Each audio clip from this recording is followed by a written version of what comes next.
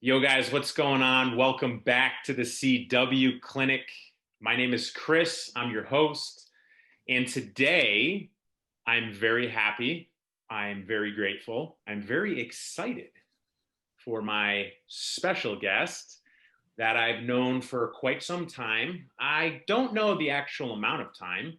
However, I would venture to say over 20 years. And let's just be transparent. This wasn't even my idea. So we have some special people to thank. And they got us together. The individual that got us together has been on the show before, Angela Legg. And I want to thank her. And I appreciate her being the matchmaker on this. And who I have here today to talk about some pretty, I would say, monumental things in life, is the state representative of Guilford and Brantford, Sean Scanlon. How are you, buddy? I'm good, Chris. Good to be with you. Yeah, man. Thanks for being here. You're in New Haven. I'm in Milford, right? Yeah, so we're close in proximity, but we're doing the social distance thing today. Certainly so. I think that's very important to be able to respect and adhere to, especially given certain situations, Yeah, with overall well-being of unhealthy people. yeah. You know. I have a 1-year-old son who has some health challenges sometimes, and my wife and I are super careful about what we do, and it's that personal responsibility that sometimes you overlook. And in all of this, it's even more important than anything else that government does or business does. It's all about the choices that each of us make, and to the extent that we can make good choices, I think it's going to get us out of this a lot faster than anything that anybody else would mandate from high above. Yeah, I agree. I preach that it's all about choices, whether it's, on this topic or anything in life. And I don't even know the name of your son. What's your son's name? His name is Jack. All right. Nice Irish name, Jack Scanlon. It can't get really more Irish than that. And that was You my know, dad's name. So we I named him can after tell you're my. not Italian, so you're Irish. Well, believe it or not, actually, I am 50% Italian, Are you? but I don't even bother telling people that because they never believe it because I look how I look and my name is Sean Scanlon. But my mom is actually 100% Italian, and my great grandparents actually came here to New Haven from Italy. So I'm actually pretty Italian, but it just doesn't show up at all. It's interesting you say that. Most people don't realize I'm half Italian because I'm so pale, and Yeah. that's the half English side from my father. Yeah. My mother Yeah. too was 100% Italian, and my family came into New Haven as well. Yeah. Uh, Well, we got the Irish and English genes, is how we look, but we got some good Italian in us too, which is good. what SPF do you wear in the summer? 50. 250. Right. So you have to. I'm probably getting a sunburn right now, despite the windows coming in, just because of how my skin works. But it's one day, maybe I'll have other kids. My son looks exactly like me, so he's also got the fair skin. But my wife is also 50-50 Italian Irish, and she looks more Irish than Italian. So we'll never know. Maybe our next kid will be very dark skinned and have good tanning capability. Yeah, maybe it'll hit that gene. And you have a Yeah. dog too? No, just a son, one Oh, son. just a son. Got it. I Yeah. apologize. Maybe I was thinking of my dog that's in the office here. Yeah. So, again, man, thank you for being here. And I really want to know about you. I want to know about your story. I think everybody wants to hear. We have a lot of people that listen from Guilford. Sure. So like, what? Tell me about Guilford. I mean, you were in the Yeah. class behind me, I believe, right? Yeah. And we played lacrosse together, and we won the Connie championship for lacrosse when we were in seventh and eighth grade. I remember that Oh my being on God, a I team with remember you. that. Um, but for me, man, my dad was a police officer. My mom owned a small business, and my parents split up when I was 6, and my dad moved back to New York, where he was from. I grew up mostly with a single mom in Guilford, and that really shaped a lot of who I am because that was not an easy situation for her. You grew up there, right? It's not a community that usually is kind to people who sort of have to move around a lot and don't necessarily have the security of living in a a comfortable house. And my mom really bent over backwards to make sure that I got to stay in Guilford, which is where she grew up, and really, worked hard to put food on the table. As a small business owner, that was certainly not easy for her to do. And neither of my parents were political at all. I certainly didn't know anything about politics, but I actually did a book report when I was a junior at GHS on the Kennedys. And that, for some random reason, sparked what became an interest in public service. I didn't know that I would run for political office. I certainly didn't think that I would do it at the young age that I did it. But life just kind of worked out as life tends to do. And I was sort of in the right place at the right time. Whether you're in business or politics, timing and luck is everything. And it worked out for me. And I ran when I was 27 in 2014, and I won. And I was just reelected to my fourth term a few weeks ago. And I'm excited to get back to work in Hartford in January. There's so much I can comment on here. I grew up very similar in Guilford. Single mother, worked her tush off to keep a home in Guilford. So I can relate to that greatly, but what I really want to focus on is you. And, tell me about, how long did it take to settle in that you won a political position? Was there like a certain period that it took to kind of marinate and understand, or was it immediate? Well, it's funny because when I ran against somebody who had never lost an election before, and who had been very successful in local politics in town. And for the most part of the campaign, we were both running to replace somebody who had served in that office for 20 years, who had been there for a very, very long time. Her name was Pat Widlitz. And so, the seats don't come open very often, and there was therefore a very contested race for it. And like I just said, I was 27 years old. I had never run for anything. I certainly had never been elected to anything. But what I had over that person was a harder work ethic, and that's no knock on her. But the only reason I won, Chris, is because I literally knocked on 5,000 doors in my district personally. And I went out every day from April 21st of 2014. I'll always remember that day, through the day before the election in 2014. And I worked my butt off. And in the early months of that, I remember that I would knock on somebody's door and I would say, "Hey, my name is Sean Scanlon. I've never run for office before, but I grew up in this town and I want to give back to this town, and I really value public service. What's important to you, and what should I work on if I'm lucky enough to get the honor of getting your vote to be your representative?" And I repeated that, 5,000 times. And on election day, I was standing at the polls at the firehouse in Guilford, and a politician from Hartford who was well known came to stand with me. And I was very, very nervous. Election day is like the longest day of your life. It starts at 6 a.m. It doesn't end till 8 p.m. And you just want to puke the whole day because you're so nervous about whether or not it's going to work out for you. And I remember staying with this guy, and after 5 minutes, he said, "All right, have a good day. I'll see you later. Congratulations." And I said, "What do you mean? You just got here. It's only been 5 minutes." He said, "Well, in the 5 minutes that I've been standing here, I have watched 15 people come past you and say, 'Hey, Sean, you knocked on my door the other day,' or 'You went to high school with my son,' or 'I remember you said you're going to do this,' and your opponent is standing over there and nobody's talked to her and nobody said any of that to her, and I know you're going to win." And so when I won that night by 10 points, which was a pretty big margin, it sunk in because I knew I had done the work, and I knew that I had done everything I could and left it all on the table. The X factor was I just didn't know if anyone would believe in me. And as you know, Chris, a lot of this is, you believe in yourself, and we believe in ourselves probably because we had strong women behind us that were pushing us to succeed. But not everyone can believe in you all the time unless you teach them to believe in you and you convince them to believe in you. And through that hard work, I was able to do that. And that's why it worked out. But when I first got that first call that I won the first district, I kind of was like, holy shit, like the work paid off. And that's a validation of hard work and the cool part of hard work, as you know. Yeah, in business we call that guerrilla marketing, and it works. I mean, I can relate. When I was starting my first business over a decade ago, I told everybody that I was doing nutrition, that I was a personal trainer, and that I would just help you. Like, I'm not even talking about money, just let me help you.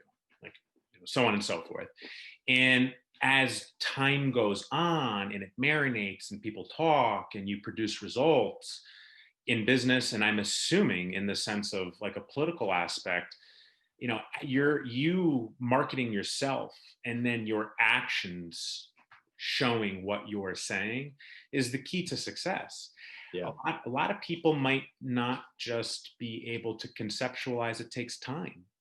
Yeah, that's so true. I mean, in my business and in yours, it's how people feel about you more than anything else, right? You could tell them there's a 15-point nutrition plan that you're going to get them on, but if you don't make them feel good about themselves or you when you're with them, it's never going to work. And it's the same thing with me. In politics, we live in a very divided country, right? 50% of people feel one way, 50% of people feel the other way. But I cut through that, and I've actually been unopposed in my last 3 elections. No Republican has even run against me. And I think the part of the reason is that I treat everyone with respect, and I get back to everybody. And if I can solve the problem for you, because you can't get your unemployment right now because the DOL is backed up, or if your small business is struggling and I'm able to help you get a government grant to do that, the politics of what you think about, the president or a political issue, that all goes away if they at least just think I'm a good person trying to do the right thing. And I really believe that if more people in politics and frankly in business approached it like that, Agreed. There'd be a lot more successful politicians and business people, because at the end of the day, it's really all about how you make people feel and the impact that you make on other people. And if you're doing right by people, that pays dividends in other people then marketing freely for you, right? All the political mailers that I could send and TV commercials and all the advertisements you could do as a businessman do not matter anything compared to word of mouth and personal endorsements. And if we get those personal endorsements based on our character and the work that we do, it pays dividends for you down the road. Very well said. Yes. So our businesses are very similar, and it's exactly that. And I preach this and have been for years, that there are some very fundamental things to be successful in life. And a lot of that is understanding humans, right? If you can be respectful, first and foremost, respect, I think, is almost forgotten about these days, or at least the depth of respect. And it's not being respectful when you want, when it's convenient for you. Right. It's being respectful always, even when you're taking an attack or someone that is unhappy, still being respectful and poised and not allowing the emotion to take over because someone's being disrespectful. Yep. That's the hard part. Having empathy for people, trying to understand that in your case, regardless of their political stance, you understand where they're coming from and you want to take care of them. And I wouldn't call the people that you speak to customers, but in my realm, when you have empathy for a customer, no matter what the situation is, and people feel heard, even if they're wrong, right? Yeah. They feel heard, and they're going to be more likely to probably be respectful. Sure. Yeah. That's so right. I mean, I try to kill people with kindness and empathy and listening. I mean, it's the key to the world, right? And when somebody writes me an email, and I look at the timestamp and I can tell it's a guy who's had a long day, who's got 3 kids, who's really upset about something that's happening in government or politics, and they might say some things to me that are pretty heated. I will always pick up the phone if that person gives me their number and call them. And 9 times out of 10, the person will say, "Oh, wow, like, hey, I didn't think you'd even read my email," which shows you how little faith people have in government, which is sad, right? Yeah. But number 2, they're like, "You know what? You took the time to actually call me and listen to me. I just feel better about this knowing that you did that," right? I may not agree with you on everything. We may not find common ground on every single issue, but if we at least respect one another and try to talk to each other, I think we can get a lot farther and make a lot more commonality become good things for good outcomes for either politics or whatever it is in your life. Sometimes with like my wife, if we're having some sort of disagreement, 9 times out of 10, it's just because the other person didn't feel heard, right? And that's relationship. That's relationship 101. 9.9 times out of 10. Yeah. Right. So if you just stop and actually say, okay, tell me where you're coming from. you can avoid all the bullshit that usually comes with political fighting, marital fighting, friend fighting. And we just don't listen to each other as much anymore. And we need to get back to doing that. Yeah, yeah. And listening is a skill of tactfulness. And I'm sure being tactful in a political career is beneficial. Also as a business owner, Yeah. also as a human, honestly. And my favorite author that teaches tact is Dale Carnegie. And I always recommend his most known for book, which is How to Win Friends and Influence People, which Okay. I would imagine has been in population or circulation for almost 100 years now. I think it was written in the 30s. I could be wrong by a decade or two.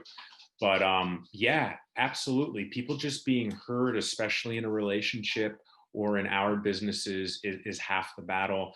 And I respect that. And I really do. And, you know, if I had to guess, if I had to make a guess, did your father or grandfather have anything to do with how you deal with people? Well, in strange ways, yes. My dad, as I said, was a police officer, and before that, he was in the Marine Corps during Vietnam. And my dad's dad died when he was 10 years old. And so he never had a dad growing up. And because my parents divorced when I was 6, I didn't necessarily have that constant dad presence in my life. But even though he was not necessarily in my life as much, the things that he did still drove me in many ways. And I remember that when I would go visit him, first of all, as a Marine, and then as a New York City police officer, he was a very regimented guy. Oh, So I'm there sure. was no there was no sleeping in. I mean, you were in the military, Chris, so you know, right? Like that bed had to be folded. I remember he would throw quarters on the bed to Oh, actually see he if it would checked you? bounce up. Yeah, he was a serious dude. And Yeah. you know, we take a lot of things from everybody that we interact with in our life. And sometimes people come into your life even for a little bit of time and they teach you things, right? They can Absolutely. be good or they can be bad things. And I'm really grateful to my dad for that. My grandfather, my mom's father, was very close to me. Obviously, I never met my dad's father, he was dead.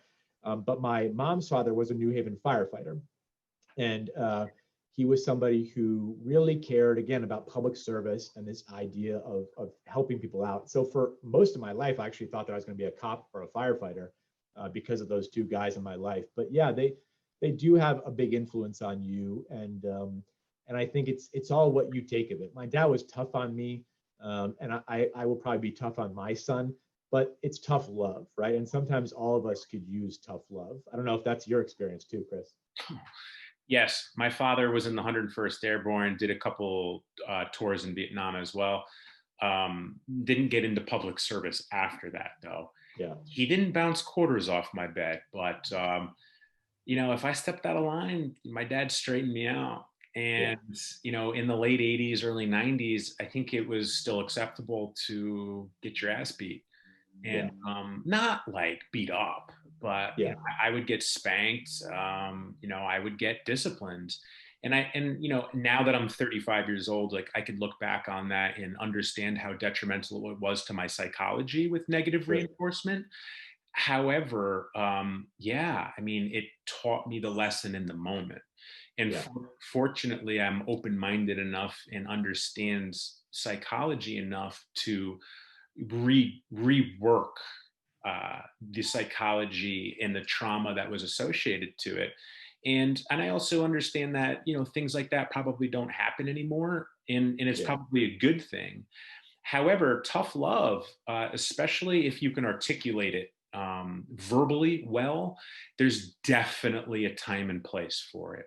Yeah. And, you know, sometimes people need tough love, whether they want to accept it or not.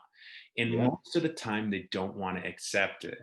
And understanding that is critical, because when you give someone tough love and they don't want to accept it, you have to understand that they're just not ready. Yeah. And it's tough, of course, because it's tough love, but I believe in it Yeah. full assly. I believe in For tough love, sure. and I deliver a lot of it. Yeah. uh, I think I'm actually at this point that person in people's lives that they'll reach out to when they want it. Yeah. So, and that's the other thing, which I'm sure you know, giving advice is not necessarily what needs to be done, but when someone asks for it, Yes. absolutely. So true. I mean, talking about my dad here, my dad struggled with alcoholism in his life, and I think his father struggled with it too. It's a genetic curse, and I don't drink alcohol because I'm worried about the impact that that would have on me. But the key to AA, which I learned a lot about through my dad because he attained and then maintained his sobriety through AA, is that you have to want to get the help. And the first step of admitting you have a problem is being able to admit the problem to get the help. And so, I work a lot in the legislature on mental health and addiction issues because I saw firsthand that guys like my dad didn't get the help that they deserved, right? Some of that, alcoholism and disease was definitely furthered by the trauma that he experienced in both the military and as a police officer. 100%. But getting that help is never going to work unless he was willing or anybody's willing to come forward and say, hey, I need help, right? And whether that's talking to another cop that was his partner or a buddy of his from the Marines, just calling somebody up and saying, listen, I'm not feeling too good right now, Chris, I want to talk, is the first step to doing that. If you see somebody hurting and you call them, they may not want to talk to you. And I'm sure you have a lot of experience in this, given where your life has taken you to now. Yeah, and to piggyback off what you're saying, I'm going to get super vulnerable right now. I did 2 tours in Iraq. I was wounded. I received the Purple Heart. Extremely traumatic. Now, I served for Bush too, which was super right, and the military operated that way. Okay, and there were several things you couldn't do, which was talk about you being in pain or talk about you having problems. It was shunned upon. You do not show weakness, don't understand your emotion, push it aside. And when I got out of the Army, I was like, oh my God, like I need fucking help. And it's it's ingrained in you not to do that. And I walked into the VA at West Haven and I was like, hey, I need help. And they're like, okay, we're going to sit you down with so and so. And I would say, great, however, has so and so been in combat? And they're like, no. Do you need someone who's been in combat? And I said, yeah, I think so. And that was one of the best things I ever did, was ask for help about PTSD, post-traumatic stress disorder. And once you take that first step and are willing to do it, I think it's powerful for a human because you're admitting that you're welcoming the help, which you have to face yourself. And I think a lot of people maybe struggle with taking that step because looking in the mirror and hating what you see because of things that you've done or have or did is a big step. And yeah, I agree with you. And congrats to your father for taking that step, because if that's his background, I'm sure it was probably really hard for him to be able to admit, like, all right, I got a problem and I need some help. So I respect that. And I respect you stepping away from that environment for yourself. Yeah, I mean, listen, my dad passed in 2007 of lung cancer. And so, it was sort of an unfortunate thing that I ended up getting closer to him later in life as I got older, and then he unfortunately passed. My dad never talked to me about his time in the Marines and being a police officer. He didn't feel comfortable about it, but he had to talk to somebody about it. And he would only, to your point, talk to guys that had been in there. That was the only time he ever felt like he could open up a little bit. And do you know who Jason Kander is? Does that name ring a bell to you? So he is a rising star politician in Missouri. And he ran in 2016 for the US Senate, came very, very close to winning.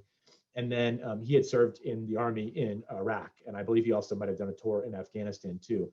And he was this really big rising star in politics. Everyone was kissing this guy's butt, saying he was going to be somebody sometime.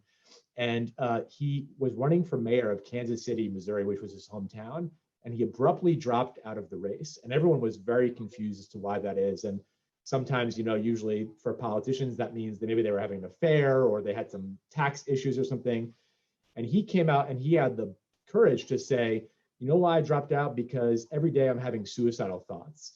And when I went to the VA and sat down with somebody, they were a young person who was very, very nice, but they had no idea what I was going through. And I couldn't run for office and be a husband and be a dad and do all this stuff that I had to do if I didn't have the help available. And why I bring him up right now is because he is in contention right now to be the secretary of the VA. And I think it's so cool that a guy that has had the courage to share his story and be vulnerable like that can be seen as a leader, right? Because we used to look at people who have mental health issues as losers, or there's something wrong with them, or like they can't possibly get a job or be functioning in society. And the signal that it would send to a lot of the people that you serve with, that a guy who did serve, that had public challenges, that stepped back, got the help he deserved, and now is the head of the entire VA, would be a really big deal. So I've had a chance to meet him before. I think he's a really awesome dude, and we'll try to get him on your podcast at some point. But beautiful. Let's have drinks. Yeah, hopefully he becomes the secretary of the VA, because I think it'd send a very, very powerful message. You know, and speaking from someone who reached out for help, you know, and now 12 years later, now, you know, and I remember the first time I stood on stage in front of an audience and spoke about getting wounded in combat. That would never have happened if I didn't take the step for help. Sure.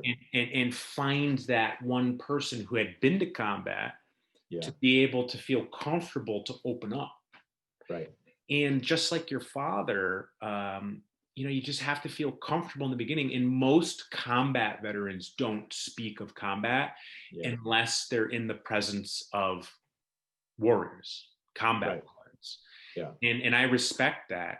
And there's all levels, there's like degrees of levels. So when I came home, I was the youngest living recipient of the Purple Heart in the state of Connecticut. And I went to the annual Purple Heart like dinner. And at that time, like 15 years ago, it was all World War II veterans. Yeah. And I show up, I'm the youngest guy there by 40, 50 years. Yeah. And they're telling stories. And I'm like, right. Guys, check, like I'm sending my Purple Heart back. Okay. Yeah. You know, thank you for everything you've done. Welcome home. I'm out of here. You know, they're like, you sit down and you listen. And I'm like, okay. But the point is, in his name, and my condolences for your father. And that's what I should have started with. You know, I lost my father too. So I can relate. And Jason, his name is? My dad was Jack. Jack, and the representative Jason. Yeah, Jason Kander is his name. Yeah, so he's from Missouri. Look him up. I mean, he's had a really powerful life. He wrote a great book. You know, that was a really good read. And you know, the biggest thing about him, Chris, was that everyone said he was a rising star. And then when that happened, people said, "Well, what happened to him?" And I remember tweeting something at him, and I said, "You're still a rising star." Because you are, right? And I think in my book, he's an even bigger rising star now because he had the courage to come out and do that. Vulnerability. And through that, gave other people the courage to address those things as well. Absolutely. And I think if you can do that in life, I think it's a really powerful gift that you can give to other people. Absolutely. And being able to share it and teach it and relate it. And guys, if you want to hear the story of my Purple Heart, it's episode 1 of the CW Clinic. And I respect all of that. And did any of the mindset that you have now, which is enlightened, did any of it, was it taught while you were in Manhattan at the district attorney's office? Well, so, you know, my life, like I said, took a little bit of a turn. I thought that I wanted to be a police officer. And then I thought that, well, I maybe want to go into politics, but I want to go into law first. And so when my dad died, I was a senior in college, and he was in New York. So I was going to school in Boston, and I was trying to spend more time with him before he died, because like I said, I was trying to work on my relationship with him. And I knew that he didn't have much time left, and I wanted to spend as much time as I could with him. And so when he passed, I was supposed to be taking the LSAT to go to law school. And because I wasn't able to do that, spending time with him, I decided to postpone that for a year. And he was able to help me get a job at the DA's office in Manhattan because he had worked as a police officer in New York. But I hated the job, Chris. I hated it. And I was becoming very jaded by the criminal justice system because I sort of felt like what I was specifically doing was I was the homicide outreach coordinator. So anytime anybody was murdered in Manhattan, I would literally go and meet with the family members of the murder victim and explain to them alongside the NYPD what was going to happen next. And it was just a very draining thing. And I was also very frustrated by the laws that were on the books there. And I felt like I couldn't adequately help people. And so that's when I just sort of decided to actually like go back home to Connecticut and try to make the laws better. And the best way to make the laws better is to run for office and actually help write the laws instead of implement them. So I never did go to law school. In hindsight, I kind of regret that. Besides not going to law school, my biggest regret is actually not serving in the military. I'm the first guy in my family that didn't serve. And I wish I had done that and did what you did. But I decided to use that as the pivot to go into politics, and it worked out for me. First things first, you are serving. You're serving in a different capacity, and arguably more effectively. Okay, so I respect that big time, and I think having regrets only holds us back from future things to come. Yeah. And before we transition into the next question, I want to comment on, you said that you hated your job. And this is something that I teach, that if you hate what you're doing, you need to get out of it. It doesn't matter if you're getting paid. It doesn't matter if you have benefits. It doesn't matter. You're not living. You're just going to a job you hate. And would you agree with, if you hate what you're doing, to change it, whether it's a relationship or a business or a job? 1,000%, Chris. And I'll tell you why. So my mom, the greatest advice that she ever gave me, and I think she got it from her grandfather, the firefighter, was you're never trapped in life. You're never trapped in life. You could be down to your last dollar. You could be in a terrible situation. But if you don't like your job, you can get up, walk out, and you will be fine. You will figure it out. There's a support system there for you. You got to be happy in your life. We only have one life to live. And it's not worth it, as far as I was ever concerned, to date people that you don't really want to date just because you're afraid to break up with them, to stay in a job that you're not feeling fulfilled or challenged with just because you're worried about where that next paycheck is going to come from. You got to be willing to look yourself in the mirror and say, my happiness and my value is more important than a paycheck or a relationship or a friendship if you're not getting out of that what you need in your life. And I tell people that all the time. I'm so glad to hear you say the same thing, because it's so true. Just get out of whatever is toxic in your life and move on to something that's better for you. And I did that, and I'm sure you have too. Oh yeah. Bravo. Very well said. Very, very articulate. I think the only person that can trap us is ourselves. And it starts with our thoughts. You're never trapped. And I do a lot of writing publicly, which I wouldn't call myself a writer, but I've gotten better. And I've written about how we imprison ourselves in a cage by our thoughts. Yeah. And, comfortability is a fucking disease, in my opinion. Yep. And you're never trapped. And being comfortable could be some of the most detrimental things that people put themselves in, which is a steady paycheck, like maybe a spouse, and a white picket fence, which there's nothing wrong with any of that. Sure. But comfortability will entrap you. And don't be a slave to the dollar, I think, is ultimately the absolutely point. So right. So all right. So we got a couple more points here. Let's talk about the elephant in the room, okay? The elephant in the room is, what do you see because of COVID specifically, and how it's affecting?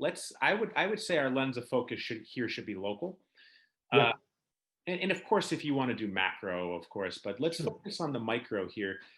How is COVID continuing to affect locally, and do you see another shutdown coming? I hope not. I think that COVID has been a massive disrupting force. It's changed our world, no question about it. And everyone wants to go back to normal, right? I do, you do, we all want to get back to our lives. But we have to take this opportunity, I think, to evaluate whether going back to normal is actually a good thing, right? Because normal was not working for a lot of people. And normal in Connecticut was not working for a lot of people. And so I'm one of the youngest legislators up there. It's mostly older people in the legislature. I'm 33 now. I got elected, like I said, at 27. I'm not the youngest anymore. There's a guy that's younger than me. But I try to bring a different perspective up. You're the young because, buck. yeah, like you were just talking about, right? Comfortability is a curse, but it's comfortable. That's why it's called comfortable, right? So if you get set in your ways, especially in Hartford and politics, it's easy to just be like, well, this has been a bad thing. It's been a bad situation, but we'll go back to normal and everything will be okay again. Well, normal was not working. And so what I've been saying at the top of my lungs in Hartford is we have to evaluate everything we were doing from a government perspective and figure out whether we should continue doing it that way, whether we should change it, whether we should get rid of that program and start a new one, or whether there's things that we can learn from this from the private sector, or things that we can learn from the nonprofit sector that they can do better than we can if we can augment what they can do. And to the extent that we should be doing that as people, everyone says that, right? Self-reflection and self-evaluation is important. We don't do that often in government. And that's a big, big problem that causes us to have other big problems in government. So to answer your question, I think we have to go back and figure out what the new normal of Connecticut should be. It should not be 2019, 2018, 2017. It should be, what is the game plan to get Connecticut on a path to prosperity, and use this crisis as an opportunity to help guide us on how to get there. I agree. And I do not agree. I mean, excuse me. I agree with, we do not go back to where we were. And I agree with pivoting on a daily basis, let alone on a grand scale. What do you, say you were in charge of everything in Connecticut. Yep. I don't know the proper terms. What would you do? Probably governor. Yes, Mr. Lamont. Yeah.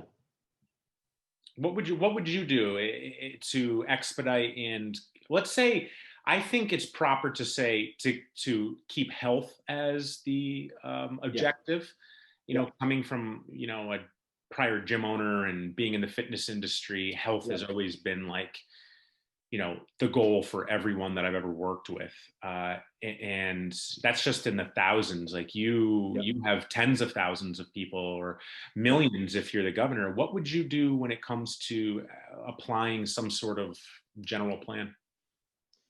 Well, the first thing I would say is that, I think the governor's been dealt a very hard hand. It's very hard to lead anybody through a crisis. Being the governor of a state is very challenging. The biggest challenge, and it's something I actually talked to the governor about, is that government can put forward executive orders and laws, and they can mandate all these things. But at the end of the day, we go back to where we started, Chris, personal responsibility, right? The governor can levy a $15,000 fine on a business that does not comply with COVID. But the problem is not the business. The problem is that the person that's not complying is going out and doing those things in the first place. And if we all had taken a more selfless approach to this, I think we would not be in as bad a shape as we are today. The problem is we're a very selfish society. And so people are not okay with sacrificing a little bit in the short term in the better, greater interest of a lot of other people. And sometimes we don't like to do that. I love to go out to eat. My wife, we were talking about this offline, loves to go work out every single day at a gym. There are things that we all want to do, like see our grandparents and hang out with our friends. But there is a little bit of sacrifice that all of us needed to take in this moment. And unfortunately, we didn't do that.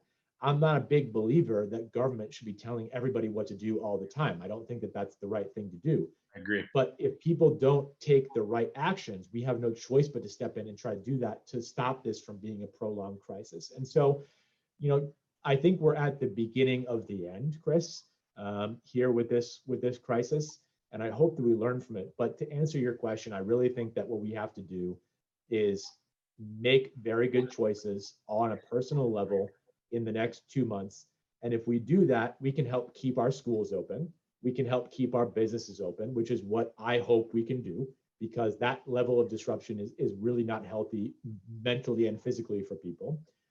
And if we can get on a path to a vaccine and we can convince people, enough people, that a vaccine is safe and effective, I think by the middle of next year, we will have gotten to a point where we can go back to what I like to call the new normal, right? And figure out what that is. The challenge that we face in government, whether you're the governor or a state rep or a local mayor, is how can we do that? And how can we use this time to our advantage to think smartly and critically about going forward? And I'll just give you one example um, of an idea that I've been pushing since I got elected. I don't know about you, but I have an iPhone, I have a Mac computer. I love Apple products, and my favorite part of Apple is the Genius Bar, right? Because I don't know anything about technology, but those dudes really do. And so whenever I have a problem with my iPhone, I have this incredible thing called the Genius Bar that I can go to as a one-stop shop to figure out what's wrong with my iPhone. If you're a small business owner or you're a person and you're having problems with government, there is 1,000,001 places that you can go to. There's no Genius Bar, right? So if we talk about how we can make Connecticut more economically competitive, wouldn't it be a good use of time to create a one-stop shop that anybody can go to, whether they're having a problem with a permit for planning and zoning, or they're having a problem with complying with an environmental regulation, where they can pick up the phone and actually talk to a human being in government whose job is to help you work through whatever problem you're facing. Get government out of the way, get red tape out of the way, just give somebody a direct line so that they can, in 5 minutes, figure out the problem that they're facing, and they can then go focus on their business. That is going to be an important thing that I'm going to go back to, because there's going to be a lot of things that government is going to have to navigate, but there's way more stuff that businesses are going to have to navigate. And if there was one place that they could go to solve all of their problems and cut down on their wasted time, I think it would make a big, big difference to business owners. Now you're talking. I love that. Can I ask you something? Yeah. And I mean this with the most sincerity. Yeah. Is there anything I can help you with when it comes to developing that? Yeah. The best way that anybody, whether it's you, Chris, or anybody listening to this, is to engage with their elected officials, right? So much of that complacency and comfortability stems from the fact that they think nobody is watching them, and they don't think that it matters whether they do innovative things or not. And a lot of politicians simply skate by and get reelected every year because enough people are not interacting with them and challenging them to do more. And when you're not challenged, this is the theme of our whole conversation, right? If you're not being challenged in your job, if you're not being challenged in your relationship, if you're not being challenged in all the stuff you're doing, you're not going to be doing as good enough job as if you were being challenged. And far too many of my colleagues are simply just kind of skating by and doing the bare minimum to get reelected every 2 years. They're not looking to change the state. I got elected to change the state. I am sacrificing time with my family to try to change the state. I'm not going to do this for the rest of my life, but in the time that I have been given this incredible honor to serve in public office, I want to make the most of it. And that won't really be possible until guys like you and people that are listening call up their representative and say, hey, I was listening to this podcast and this guy named Scanlon was out there. He was talking about a friggin' Genius Bar. And, you know, he may be a Democrat and I'm a Republican, but that made sense to me. What are you doing to help Scanlon create that Genius Bar? What are you doing to help Scanlon do X, Y, Z? And if we get more people that are interested in changing things and changing the way we do business, we can actually change business. But it's a very lonely fight for people like me or like you to basically continue shouting from the top of our lungs, guys, we're just not doing this the right way and nobody's listening. Well, they will start listening if the people start demanding more of them. Wow. I'm impressed. I think that's a beautiful explanation and idea. Now, that's your idea? Yeah. Hey. Well, it's an idea that I think a lot of people have, but it's people who want to see change, right? Whether it's in any capacity. And the more we see change when things are stagnant and not working out, the better off we're going to be. I'll tell you what, man, I will do as you directed. I will. And if there's anything above and beyond that I can do to help you bring this to fruition, I would be honored to help you, because yeah, I think it's an excellent idea, and it could be useful for so many people. Yeah. And what I would say, Chris, is so much of politics is bullshit, right? And so much of politics is so divisive, and it's only natural for people to be turned off. You know, the most common question I get, Chris, is how can you possibly stand to be a politician in today's environment where it's all just fighting and negativity? And what I say to them is, I'm doing it because of that reason, because I hate that stuff and I want to change it and I want to make it better. I got elected to go and fight for people, not to go fight other politicians. My job is to try to solve problems and help people solve problems that they give to me and present to me. It's not to go up there and argue with somebody to get a 30-second viral clip that I can go viral on and get 500 more Twitter followers. That is the most BS part of politics. The best part of politics is sitting down and having an honest conversation like the one that we just had, Chris, where you say to me, hey, Sean, I'm really bothered by this regulation that exists and it's making my business so much harder. Can we do something about that? And if I have an open mind and an open attitude to that, and I actually can go and change that, it's going to make your job better and it's going to make me do a better job on your behalf. And at the end of the day, that's the most important thing. So if I had one thing to say to your listeners is, don't be distracted by the drama and nonsense of politics and say, you know what, I'm not even gonna waste my time. Your time is very valuable. And if you go to your elected official and they're not responsive to the things that you're saying, then you need to change that elected official and do that by voting, by getting involved and finding people that can do that. And if we do that, Chris, I think we're gonna be better off as a state. I agree with you. And, before I ask you where you see Connecticut in the next 5, 10, and 30 years, Yeah. I want to add something in here, and this is similar. I don't know if you saw this because I published it on Facebook, but in April, I wrote a public letter to Ned Lamont on Facebook, and I tagged him in it and everything. And what I did was I praised him for the job he was doing. I told him that I would love to offer my services for free to help him understand the fitness industry, and if there's anything I could do to help him understand the customers and the gym owners of how to reopen the industry, free of charge, just to help. Sure. And I don't know if he ever saw it. However, it was, I know Themis Claridis, a senator at the time, saw it. Nicole Claridis and the assistant to the lieutenant governor saw it, and they all had me basically in different formats sign it and send it over to them. And I think just trying to help the community in that capacity was similar in a sense to what you're saying, because totally. This was a little micro, and I didn't hear from him. However, I'm sure I'm one of the thousands who was trying to get a hold of him that day. But it's along the same lines of what you're talking about. And for him, politics is a scale, right? So as a state representative, I represent about 25,000 people. It's a lot easier to get a hold of me than it is to him. And so starting local, like you did with Themis and Nicole, is a great option because they're much easier to contact. And so to anybody listening, I think it's awesome that you wrote that. I hadn't seen that. I'll go back and take a look. But that's what this is all about, right? Is as a politician, you have to know a little bit about a lot, but I'm never going to know as much as you know about your business. And we were talking offline, the gym that my wife goes to, the owner of that gym is having a really tough time right now. And he called me because he knew of my relationship with what my wife is. And he said, can we get a cup of coffee and literally just sit down and talk about this? Because I want to make sure you understand where I'm coming from. Because I didn't. My wife went to his gym, but I didn't know what goes into that business. I didn't know what he does on a daily basis and all the challenges that he faces. But I walked away from that cup of coffee with a lot better understanding of where he was coming from. And again, we may not agree on everything, and he may not be completely happy with every decision that I make.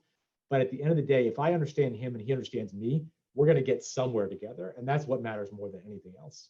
Yes. Yeah, you're absolutely right. And coming from a former gym owner, extraordinarily challenging, especially in the first place.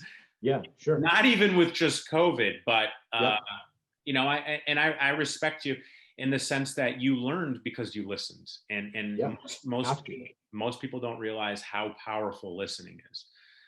Most people just wait for their turn to talk. And in reality, you got to sit there and actually absorb what is going on. And I respect that big time. So, before we go, where do you see Connecticut in the next 5, 10, and 30 years? I want to see it grow, right? I love the state. I'm sure you love the state. We're proud to be from here. We stayed here, despite many of our classmates going scattering all over the world. We chose to stay here because we like this and we wanted to invest in this. You wanted to start businesses. I wanted to run for office. I wanted to start a family, get married, buy a house. Maybe one day I'll start a business, right? That's the dream that all of us can hope for. For far too many people, that dream is not possible anymore for a number of different reasons. And a big part of that is because Connecticut has not seen the growth that I think we need to see from an economic perspective.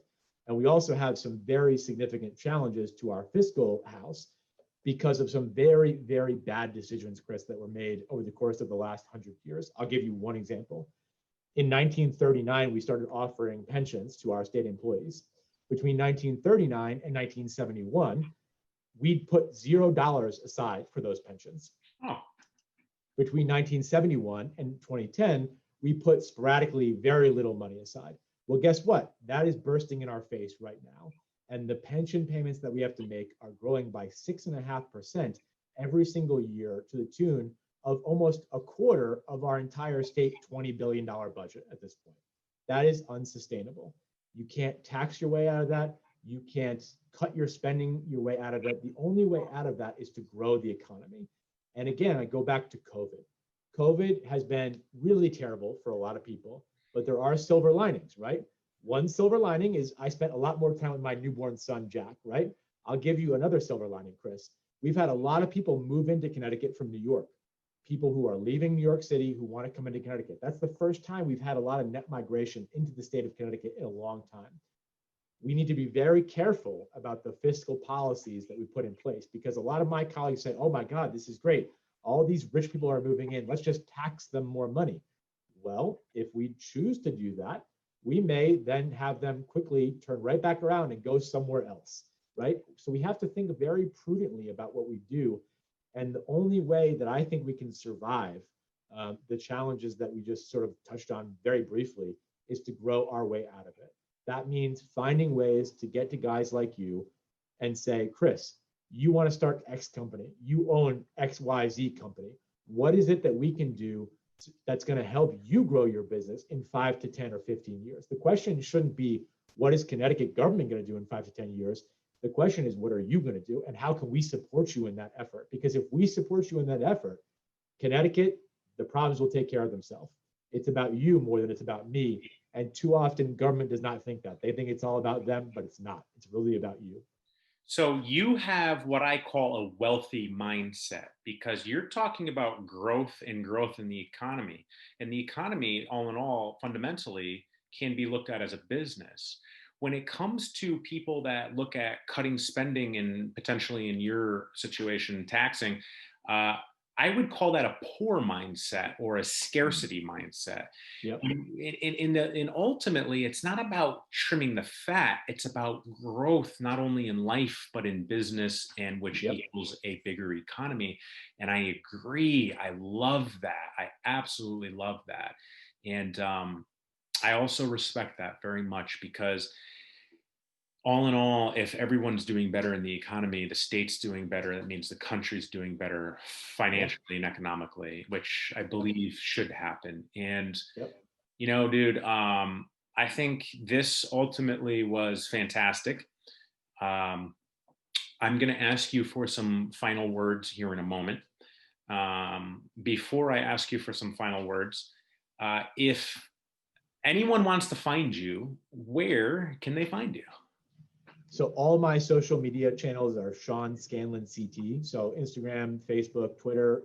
You can email me. My website is Sean Scanlon or Sean4CT.com, and my contact information is on there. So even if you don't live in Guilford or Branford, if you have ideas, especially if you're young like us, Chris, right? We are going to build the future of Connecticut, and we're going to rebuild it in the image that we think of, and that you just talked about is a growth mentality.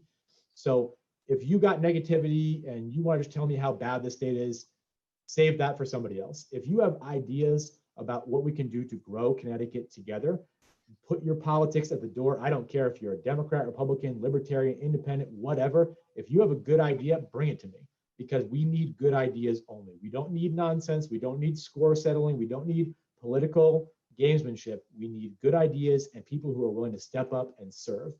And if you have those, find me on social media, email me, and let's work together to fix Connecticut and get Connecticut on a better path.